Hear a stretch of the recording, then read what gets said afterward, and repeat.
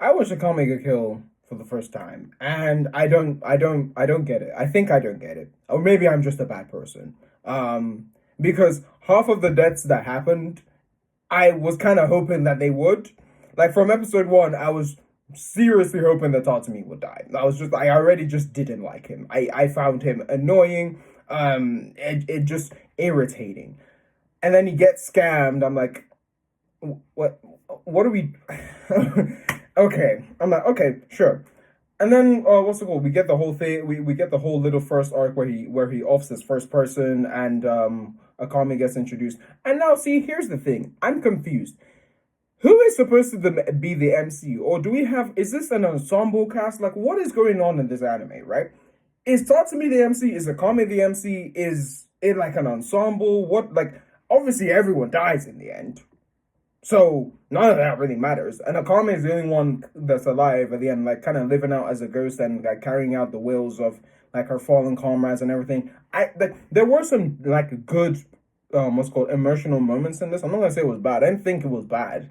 I just don't think I get the emotional allure that people have towards this anime, because I've seen it on a lot of people's like, oh, top 10 or top 10 must watch animes. And I watched it, I was just like, it's decent. It's fine. It's very fine.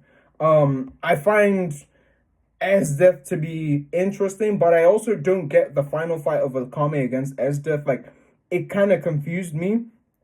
Um, I was a little lost at that fight, because I was like, how did Death die?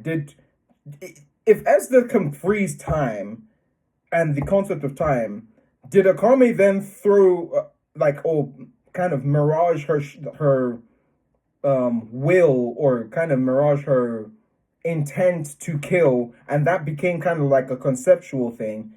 Akame then freezes that, kills that, and then does she then turn off her ability? And as it's turning off, sorry, as Death turns off ability, and then as it's turning off, Akame comes to kill her. Because I didn't understand how that's possible. Like, does Akame just have some kind of will projection, conceptual manipulation kind of thing? It didn't. It made zero sense to me, because her sword is like, her whole thing about her sword is poison, right? Once it marks you, like, you die. That's the whole thing, right? So I didn't get any conceptual thinking. And then I don't get it. Was because also the blue light thingy was still in frame when Akame was coming down to kill Death.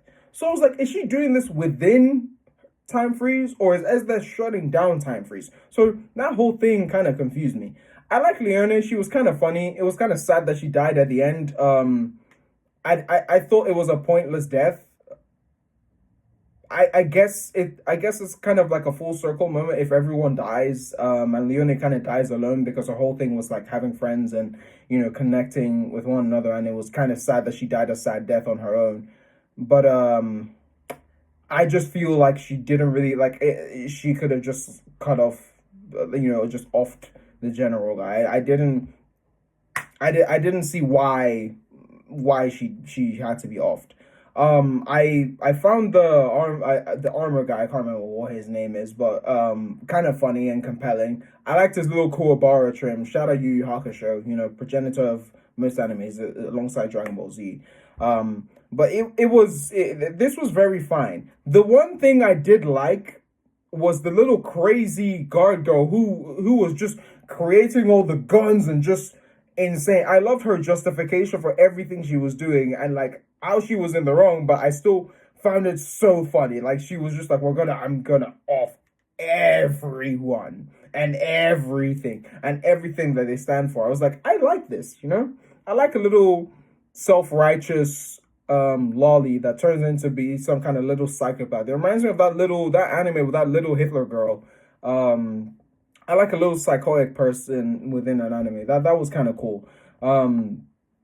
Yeah, I think I found the whole love triangle with, like, obviously we have to have harems because this came out in the 2010s. So the whole Akame, Death, and the pink hair girl that didn't like him at first, love triangle to be very gauche. It just, I was just like, oh, here we go.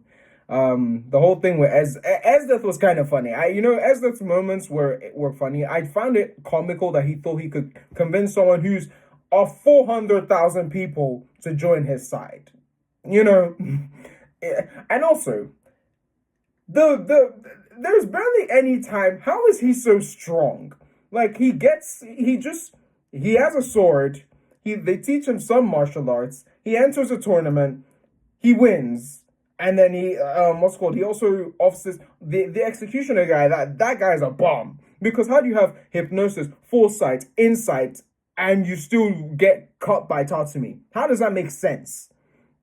He then gets the suit of the Kuwabara trim guy, and he's just OP now. And he makes this in the final fight. He makes this huge Gundam. Everything about it was just.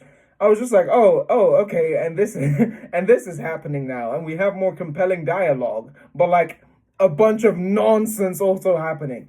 So all in all, I'll give this a 7.8 out of 10. It was a fun watch. It was nice. 24 episodes.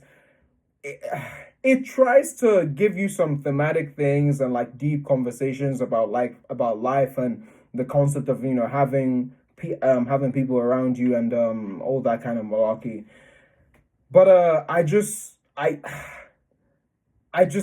think it's just very all right. It's so fine, It's okay.